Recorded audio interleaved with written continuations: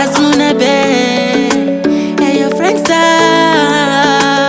Otora meritiri oda ndigodi Otora miriri oda zare nani Banjiri mwana ndigi ndo chengetwa nani Wandija chemera na uzangu ndiani Sino rwaza firwa na nyakubereka Laifa hizi nyore Unoshika baku rwaza baku timbika Kuitanerera zizi nyore Sino rwaza firwa na nyakubereka Laifa hizi nyore Unoshika baku rwaza baku timbika Kuitanerera zizi nyore Ndaranenzara ndichisha kubata Ngogaruga bona opeza zopata Kuvamanenza ato ndichisha ya pata Anembozi ya ndicha pinda mupata Life like oh my God, life ya easy be Mu life mangu ini ya ndidi juve Kufuza kwando ita momba kufutwe Eto shuwiro life yoye ushe Sino rwaza firwa na nyakubereka Life hizi nyore Unoshika baku rwaza baku timbika Kuitanerera zizi nyore Sino rwaza firwa na nyakubereka Laifa hizi nyore Unoshika baku rwaza baku timbika Kuitanerera zizi nyore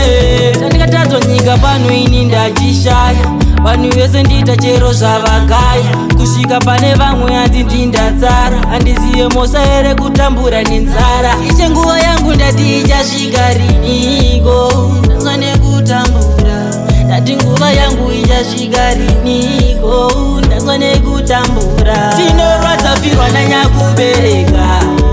Laifa hizi nyore Unoshika baku rwadza baku timbika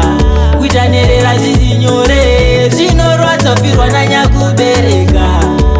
Laifa hizi nyore Unoshika baku rwadza baku timbika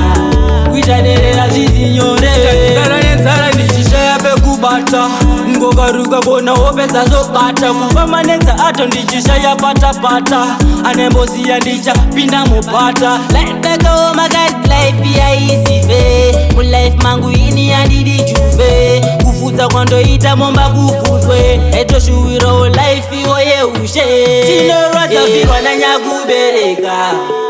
Laifa hizi nyore Unoshika baku rwaza baku timbika Kuitanerera zizi nyore Sino rwaza firwa na nyakubereka Laifa hizi nyore Unoshika baku rwaza baku timbika Kuitanerera zizi nyore